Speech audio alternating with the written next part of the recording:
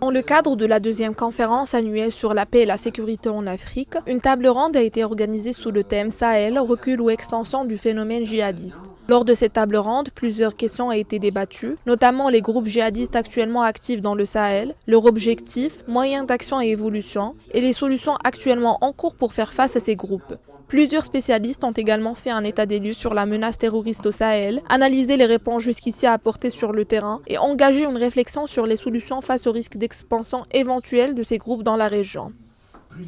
Cette guerre contre le djihadisme violent est une guerre essentielle qui concerne tout le monde. C'est une vraie coalition qui s'est mise en place autour du G5 Sahel.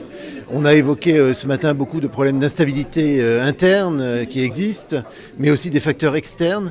Et donc nous travaillons ensemble à essayer de trouver des solutions qui couplent les différentes dimensions politiques, diplomatiques, dimensions sécuritaires, renforcer la réponse militaire face à cette menace terroriste, mais aussi des réponses de développement sur le fond. Et je crois, pour répondre à votre dernière observation, que bien sûr que le Maroc est bienvenu dans ce concert des nations pour essayer de trouver ensemble une solution à cette crise au Sahel qui nous concerne tous. Vous avez 1 millier de djihadistes dans le Sahel, maximum. Mais dans le même Sahel, vous avez 36 000 militaires, c'est-à-dire la force Barkhane française, vous avez la MINUSMA, vous avez les armées nationales, mais on n'arrive pas à vaincre les terroristes.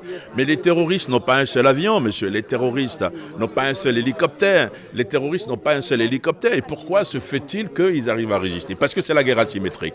Donc c'est dangereux. Et forcément, le Maroc joue un rôle. L'avis des spécialistes aujourd'hui, on est d'accord à dire que le Maroc est un des pays les plus pointus en matière de lutte contre le djihadisme, en matière de connaissance du phénomène et en matière de réactivité. Donc effectivement, c'est cela. On rappelle que le Sahel, cette vaste zone géopolitique qui s'étend sur plus de 3 millions de km², est un des théâtres majeurs des groupes djihadistes. Depuis l'invasion en 2012 de la partie nord du Mali par les groupes terroristes liés au groupe autoproclamé Al-Qaïda, suivi en janvier 2013 par une intervention militaire internationale menée par la France, la région est au centre des préoccupations internationales. Pour le moment, on est vraiment dans la première phase, donc il n'est pas du tout question.